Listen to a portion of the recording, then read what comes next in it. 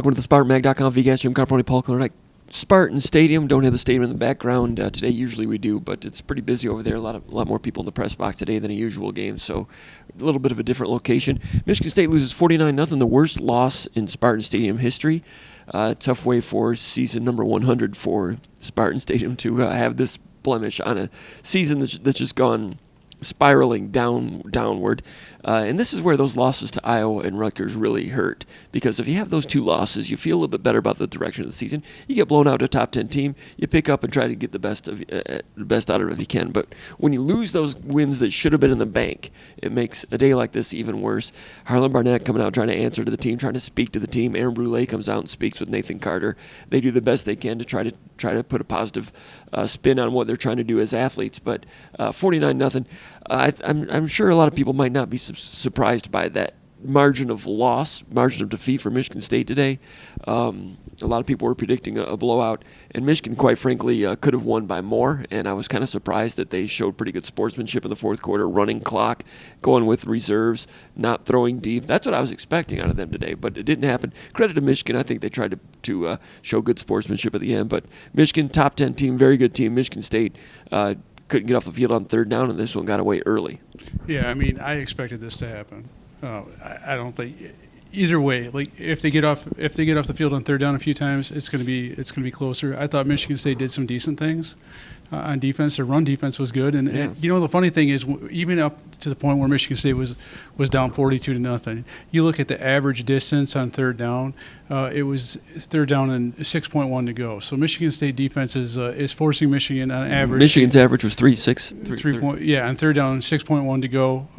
It's favorable, and that was all the way into at the end of the third quarter. So I think it got even a little bit better than that with some of the reserves in there. But you look at Michigan State, and if you can't stop them going to the middle of the field and going to the tight end on third down, and Cal Halliday, Aaron Brule, Jordan Hall, they're doing the best they can, but you can't expect those guys. You can't expect linebackers to cover as deep as they're forced to cover in those situations with no pass rush getting home, with J.J. McCarthy being able to set up in the pocket and kind of do whatever he wants back there. And even in the rare instances where there was what you would consider a quarterback hurry, there was no serious quarterback hurry. He was able to sidestep or step up in the pocket. There was really no threat of a pass rush, and Michigan's got a physical offensive line.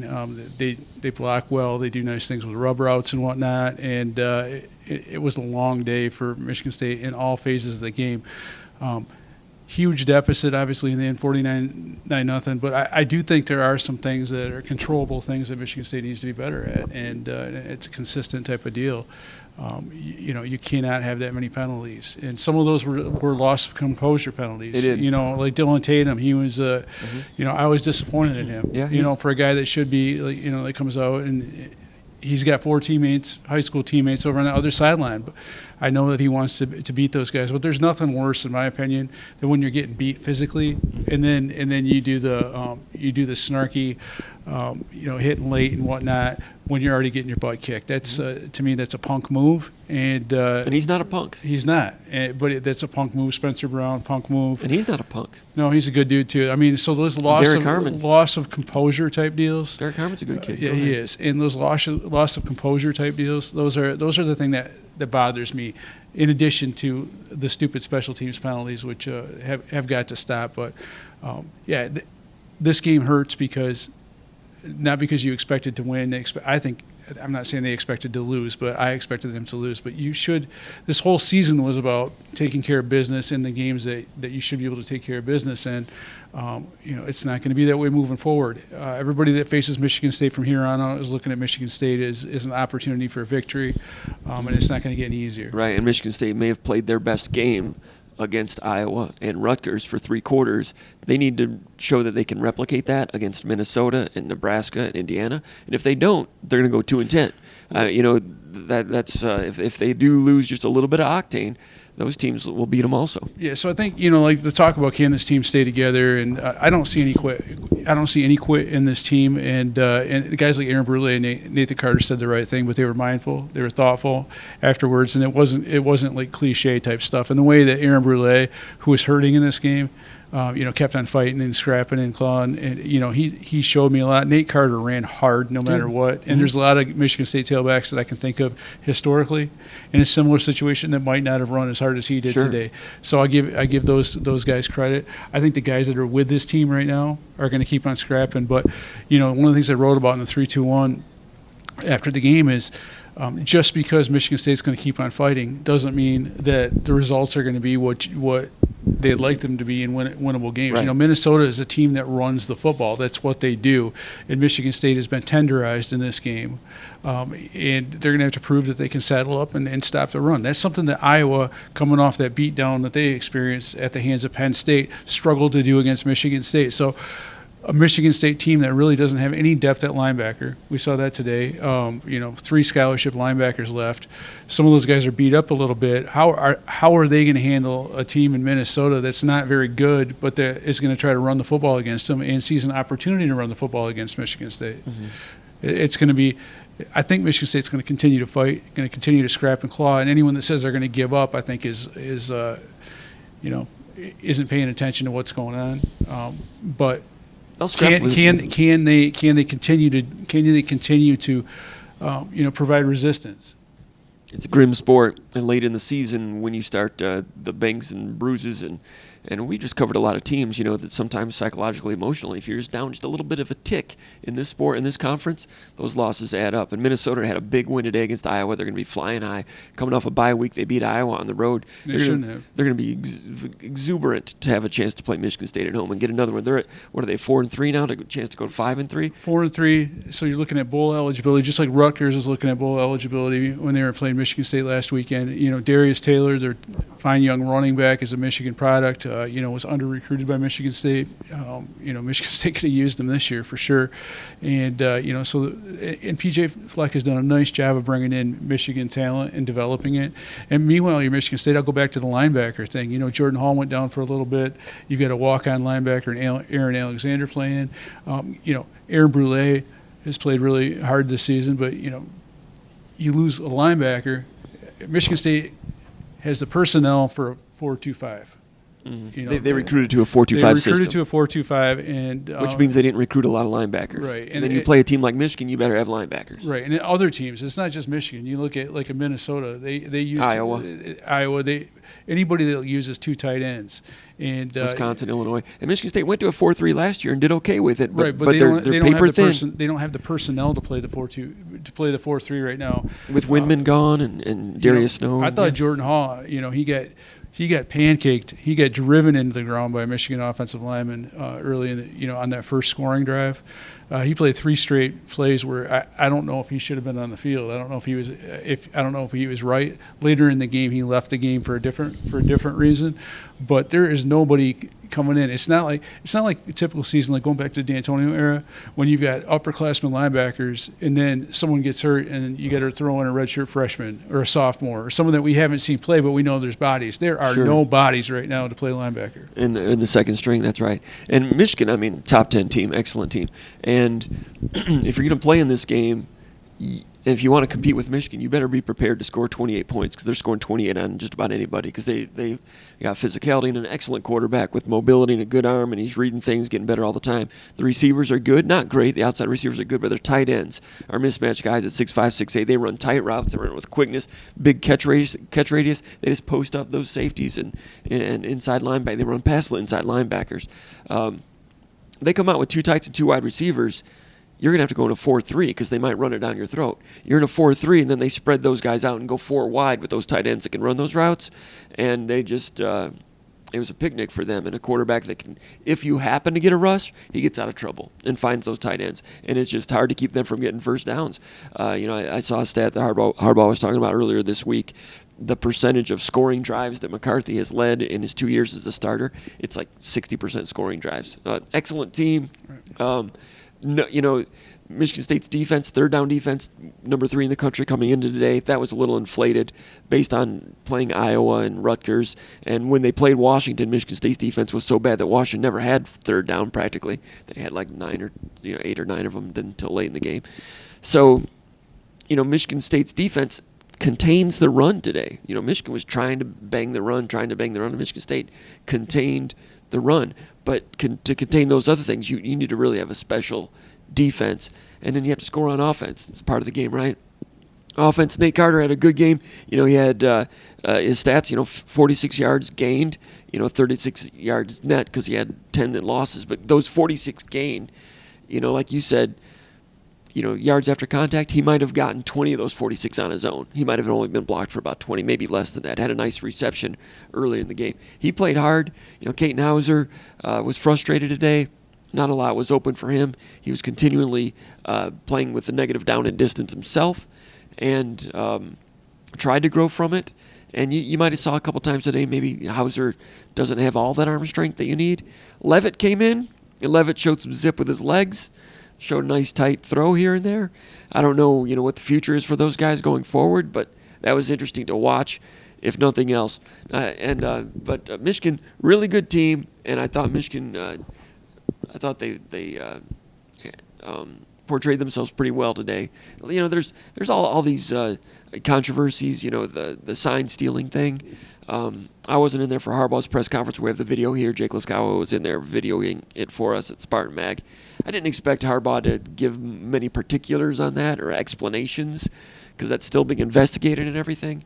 I didn't expect him to say a whole lot about it, but it was a major backdrop to this story. Harlan Barnett said that someone brought up, "Do you even want to play the game?" And he said, "Of course, let's play the game. Let's play the game." But then Harlan said something like, "But it doesn't get you till it gets you," or some sort of phrase like that. Not that exactly. Did you hear him say that? Yeah. Or I'm not sure what he meant by that, but it was that was an interesting signal he put out there. Well, honestly, it's a weird timing for Michigan State to find out about the sign stealing stuff. I'm not saying they would have won this game. I'm not even saying it would have been close. No. It's just like the third down defense or the penalties or what have you. No. Like you can't take that stuff away. Let's say Michigan State, limits to half as many third down completion. It doesn't matter. It's still going to be a blowout win because Michigan State can't move the ball on offense. It's just another distraction, for Michigan State, and that they don't need. And it's not like you can really.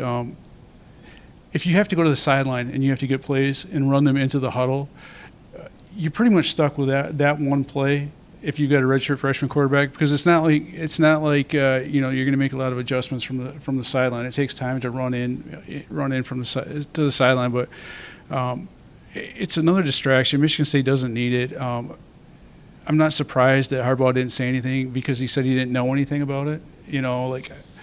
As if we can speak. I'm not going to talk about whether I believe him or not. I mean, obviously I don't. That's silly to think that that would be going on organizationally and you wouldn't know about it. And he can say all that kind of stuff he wants. That's only going to get him in further trouble with the NCAA. You get caught lying. It sounds good to Michigan fans or whatnot, but it's just something Michigan State didn't need. And I guess what I'm trying to say with that is you find out. Harlan Barnett said he found out late Wednesday night, right? So you find out late Wednesday night.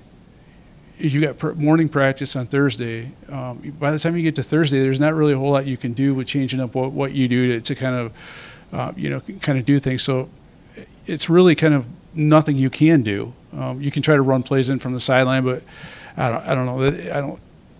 I don't think if Michigan didn't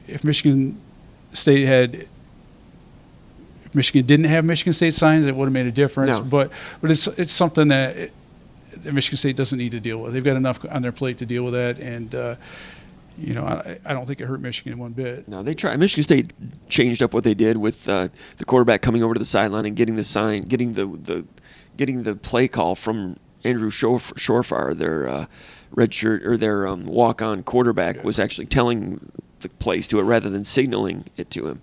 And but that prevents you. Not that Michigan State would want to go no huddle today, but it takes no huddle off the map. It does. If you're not going to do signs, they tried no huddle a little bit, and that was just playing into Michigan's hands a little bit. That just gave the ball back to Michigan quicker. The no huddle. In the second half when Michigan State came out no huddle, it was like you can tell what they told them at halftime. We're going no huddle. We're scoring 4 touchdowns. We're going for it on 4th down. That's what you tell a team. So they came out and tried no huddle, got a couple first downs out to midfield.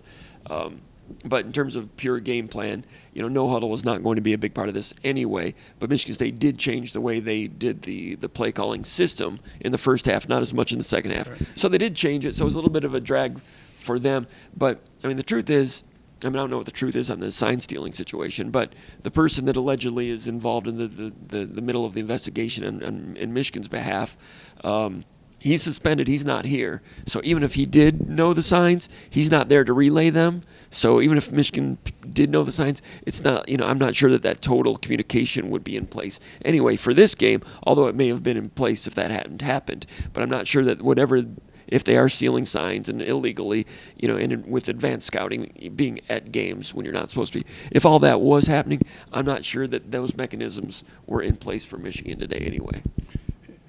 But it is what it is. And it's another soap opera. I was thinking about the things that we've covered over the years. There's been instances of this, in different manifestations. It's pretty common in college football.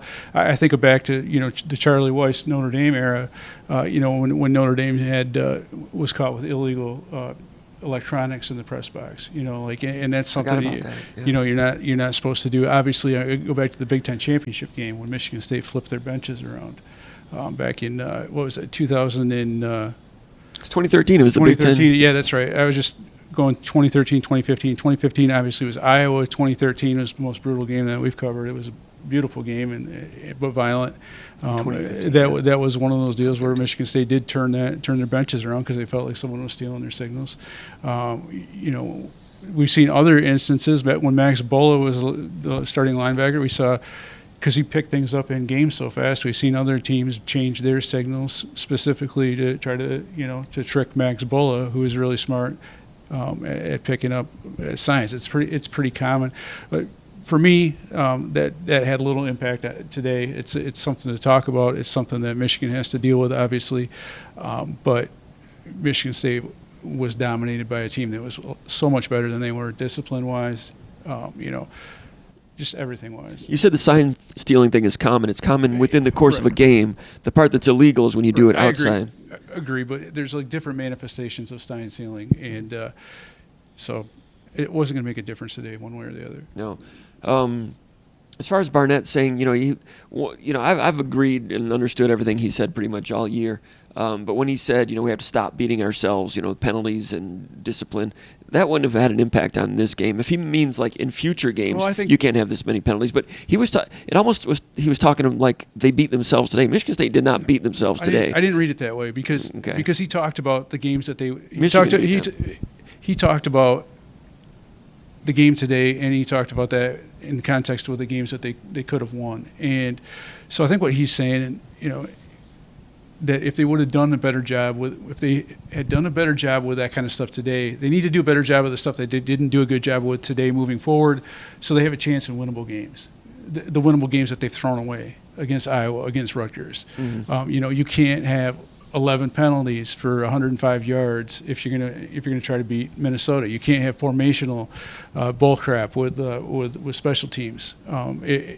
And expect to win a game. We've already seen that stuff cost Michigan State a victory. So for Michigan State to do what they need to do moving forward, for them to have a chance of not going 2-10, they've got to take care of what they can control against teams that are in their peer group, and they haven't proven that they can do that. It continues to be an issue, and despite the resiliency in some ways that this team has shown. They've shown a lot of resiliency and toughness and fight, but they still have shown a lack of discipline. And it was very apparent today, and it's something that Harlan Barnett's going to continue to try to deal with. I thought it was interesting, not talking about, it wasn't cliche talk when he was talking about trying to clean up penalties and whatnot. He was talking about personal accountability. He kind of talked about in the future making, using playing time. I think that is the implication of if you commit a penalty, you're not going to be playing. And he was talking also about being on time. Yeah, but that was within the context. He's talking about personal accountability. So there's multiple levels of personal accountability. The first is taking care of the D'Antonio era personal accountability, taking care of business in the classroom, showing up on time, taking notes, doing the right thing, being at treatment, being at class, all those things. That's personal accountability off the football field.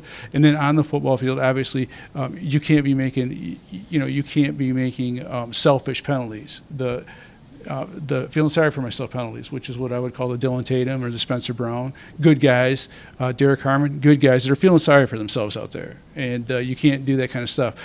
And it was my take today that Harlan Barnett was talking about, he's always been a positive, upbeat guy, but he's not going to put up with the bull crap and the nonsense. He's going to be more disciplinarian moving forward, and he told the guys as much. Now you could say, why hasn't he been more disciplinarian up until this point? But there is a balancing act that you have to have when guys are going through what they've gone through.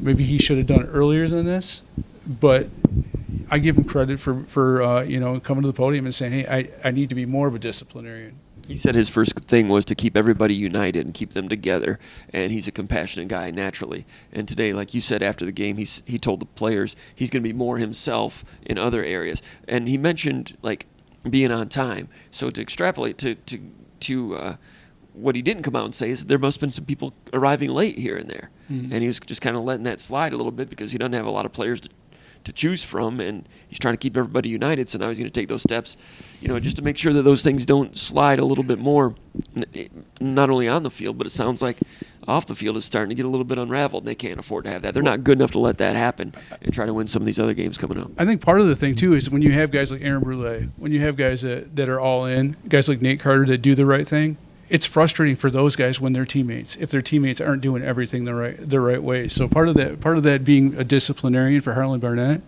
is if you have guys on your team in your leadership structure and they're doing the right thing, trying to hold guys accountable, and other guys aren't always being accountable, then that starts to wear on the leaders because they're trying to set the tone, they're trying to do the right thing, and no one's following. So the coaches have to have a little bit of the of the negative.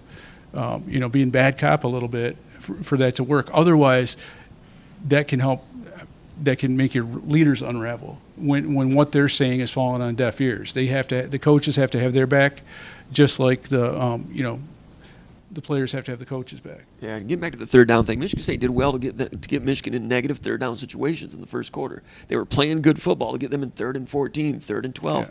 And then McCarthy, you saw that one of the many things that makes Michigan so good is his ability to just unwaveringly just find guys and move it downfield. You saw it on that 3rd and 11 especially. The 3rd and 14, he had great protection on that first drive that ended up like a 25-yard gain. 3rd and 14, Michigan State doing some good things. He's got great protection. He finds I think it was a tight end in the middle of the field. But the 3rd and 11 is one where it looked like Simeon Barrow had a beat on him. A little swing to Donovan. And he just kind of steps out of the way and throws a little pass and gets the job done. And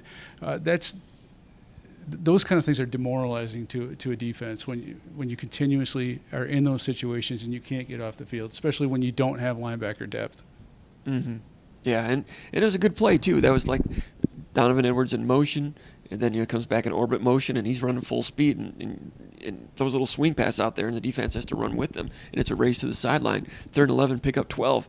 Nice play. That Michigan looks at their 3rd and long plays. Punch that one in. They've got a lot of them they can go to because they've got talent all over the place. They're good. We'll see what happens with them down the road and if any of these penalties stick. We'll have to wait and see if Harbaugh gets sick at the NCAA and that makes him want to look at other things. If you're a Michigan State fan, that's probably what you're hoping for. As far as Michigan State goes, I heard a lot of people in the post-game press room talking about, who would want this job at Michigan State? And I'm like, man, there's a lot of coaches out there who'd like to coach in the Big Ten. And with Michigan State, capable and showing that they'll pay $5, $6, $7 million a year, there'll be coaches that would want to coach at Michigan State. It's not like they're going to have to go. There'll be coaches that want to coach here, and we've been looking into that. And we'll continue to that. Michigan State's coach search process has kind of been in a cruising altitude lately. Yeah, there's some coaches around the country they're interested in, and their search firm is handling some back channel communication. That has quieted down quite a bit. That'll pick back up as you get toward November, because you can't hire a coach right now anyway. A coach who's coaching currently, you can't hire anybody. But with that being the candidate pool, that'll heat up more as the season goes along. Mike Elko from Duke, they played Florida State pretty well today for about 3 quarters. Then it got away from them with Florida State pulling away on that one. But I think Mike Elko is an excellent coach. I'd heard a few weeks ago that he wouldn't be interested at all, but that might not necessarily be the case now. And of course, Jonathan Smith is very attractive at Oregon State. Coaches for an athletic department that's in financial trouble right now. Even though he's an Oregon State grad and he loves Oregon State, that one I would imagine is one that there'll be some discussion there when the season ends to see if they've got some matches there in terms of what each side might be looking for. So that's a couple that are out there. Some of the other coaching candidates that were on our message board at SpartanMag.com that, some of the coaches that maybe fans were interested in a month and a half ago. The season goes along, and you start losing some games. Like Marshall, everybody was real high on Charles Huff going 9-4 last year. All of a sudden, you go 4-3 and lose a couple of games, and that's the way coaching is. You stay in it long enough, you start losing games. Whether you're Matt Campbell, Pat Narduzzi, and Dave Doran, well, that guy's no good. He went 8-5 last year. Man, it's hard to go 8-5 in the Power 5. So Michigan State's going to continue to look at it. And Alan Haller's got people working on it. We'll be covering that at SpartanMag.com. I was at. Do you want to mention that before we talk a little basketball for a second? No. I was at the Michigan State Green-White game. A lot of people were there also. The lower half was maybe half full, and they divided up the teams, the green and the white. I've been to a few practices this year, and there's been a lot of scrimmaging at those practices. You have your green, have your white. Your green are your veterans. Your white are the young guys with maybe Holloman thrown in there. He's a young guy, too. He's a sophomore. And the young guys, when I've watched scrimmages, have, they've played them tough. It's always 12-11. I mean, that's the way practices go, kind of. But I'm like, man, how is this team with Fears and Booker and Cohen Carr and Normand and Trey Holloman and maybe Carson Cooper, going toe-to-toe with Walker and Hogard and Sissoko and Akins, every time? Well, today it wasn't that way. The veterans beat them 21-11 or so. It was a 10-minute game. Then they mixed up the teams a little bit, played another 10 minutes. Then they mixed them up again and played another 6 minutes. Tyson Walker looked real good. Hogard was a little bit in Moneyball form. It wasn't as bad as Moneyball, but it wasn't like a real practice either. It was somewhere in between. It was interesting. Xavier Booker played okay. He keeps getting better every time I see him. He scored a lot of garbage points today. Might have made a three-pointer, missed another one. I'll have to look at my stats. But he was okay, and he needs to be okay with Kohler out. And Cohen Carr did play maybe half of his minutes at the 4 today. When you have an inter-squad scrimmage and you only have X number of big men, somebody needs to play some 4. Cohen Carr did today. Had a little jumper in the lane, which was good to see from him. With his ability to elevate, that's a shot in his future that it could be a real nice offensive weapon for him.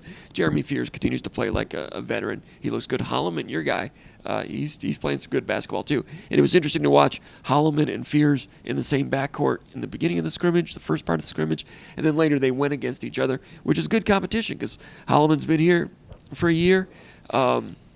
Fears is coming in. Those two are competing for a role, and that's healthy and that's competitive. And it was interesting to watch some basketball today, 7 days away from the Tennessee exhibition. The one thing I'd say about Holloman is a guy that grew up playing 2 sports. So this past year is the 1 year that he's played specifically just basketball. Yeah. And the fact that he's got that length, has the 6'8" wingspan. Interesting guy. I mean, his shot looks a lot better. He's just got some dog to him too. He wants to play defense, and he's willing to do some of the dirty work. He's got some Travis Walton to him, and I think whenever Michigan State's had guys like that, they found ways to contribute. And I think having a guy like that has been good for Jeremy Fears because it forces him to play defense as well, and not just be a guy that can create or just be a guy that can get to the rim and create for others. It forces all these guys to be, maybe all in. It also having that many point guards available, it really forces A.J. Hogard to be on point and not have any kind of backsliding. Like you mentioned the Moneyball stuff for him today. That's okay. What's not going to be okay for him is once they get into a scrimmage setting, is if he does some circus stuff or doesn't play defense, because they need him to play defense. And it'll be interesting to see what, how he develops as a defender on maybe a guy that can defend some wings because he's bigger. He's got some size to him, and I'll be interested to see how that looks. Today, Tom Izzo was basically the master of ceremonies. He had a microphone in mid-court. He wasn't coaching either side. He was directing it a little bit. And Wojcik was kind of in the middle also. Thomas Kelly coached one team, and Mark Montgomery coached the other. Then in the second game, Thomas Kelly was joined by Mateen Cleaves coaching, and Steve Smith coached the other team. And, different levels of engagement. Steve Smith was engaged. The way he's walking the sideline and giving people 5 and stuff, and he's just got an effervescent personality. He was a little bit like friendly NBA coach exhibition season form, and it was just interesting to watch him. He was having a good time, but he was like taking time to encourage guys too. He was kind of doing some coaching out there, not calling any plays or anything, but he was taking it seriously, having a good time. It's just interesting from an entertainment standpoint to watch Steve Smith do that. Zach Randolph was there. His daughter is here on an official visit.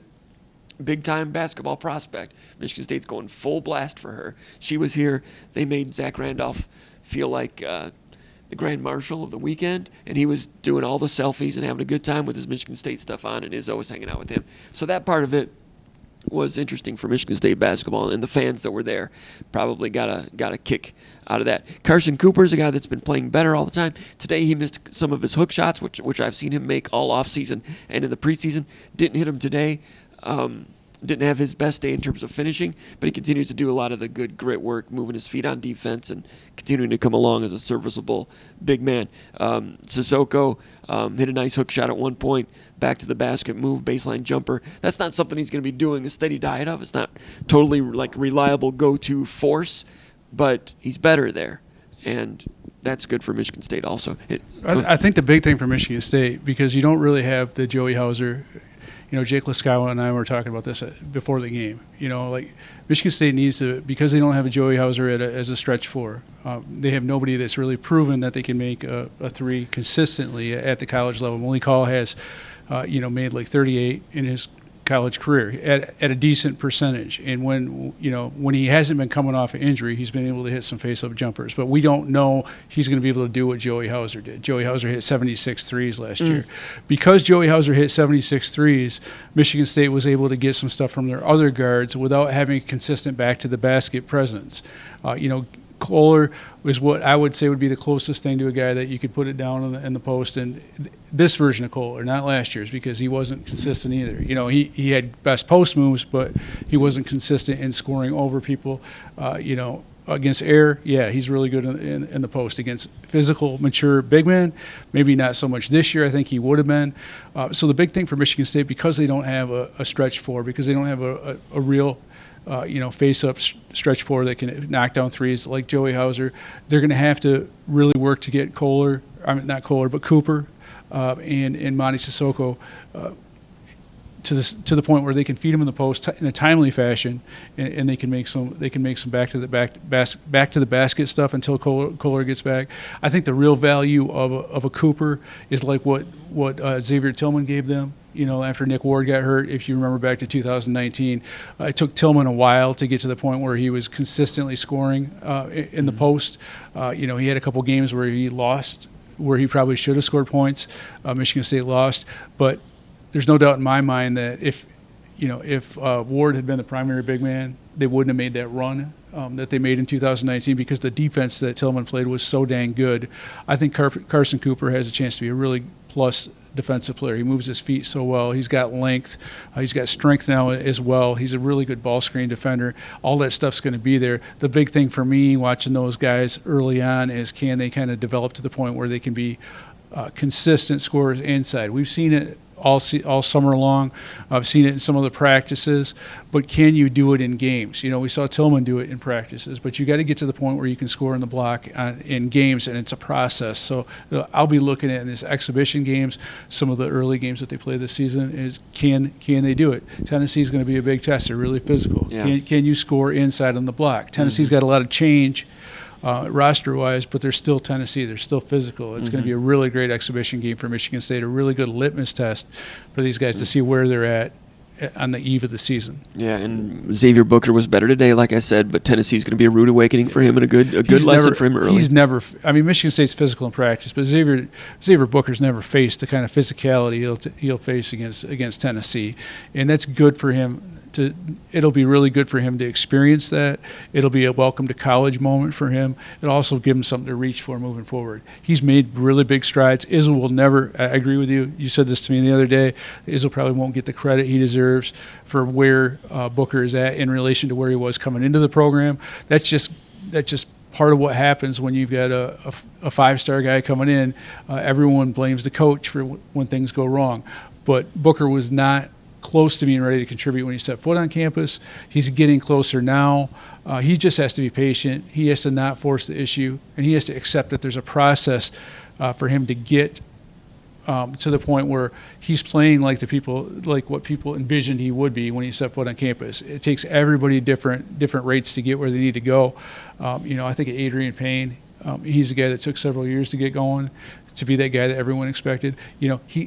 Booker is not a Deonta Davis. Booker is not a Jaren Jackson. So he's going to have to go incrementally, and there's nothing wrong with that. Fans need to give him a break, and they need to let him develop at his own pace and not saddle him with unrealistic expectations. And that's hard to do in a program like this. I can think of so many guys over the years where there's so many unrealistic expectations of them. And sometimes it crushes people beneath that burden.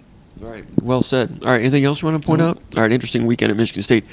Obviously, an historically terrible loss for Michigan State football. The good news for Michigan State fans is these are end chapters in a lot of ways to whatever the program is at this point. The scary thing is, when you're rebuilding a program, how many of those players move on? In past, we've seen Michigan State fire coaches, and you retain, Brian Hoyer to the next group of coaches. You retain Tony Banks for Nick Saban and those guys. These days, with the transfer portal, we don't know. So that's the part that's iffy. Depends on what coach they bring in and how well things are communicated and so forth. So difficult times for Michigan State. Rock bottom today.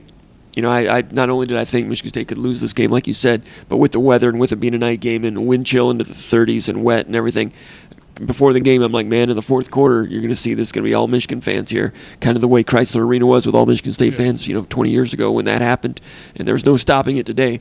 And Michigan showed out, and they had a joyful time here at Spartan Stadium. Rock bottom. If you're a Michigan State fan, you hope that this is the worst it's ever going to be. In a lot of ways, this is the worst day in the 100-year history of this acreage of football field. But I think everybody survived, Paul. All right, for Paul Konyndyk, my name is Jim Comparoni. You can watch the VCast in East Lansing with the Spartans for SpartanMag.com.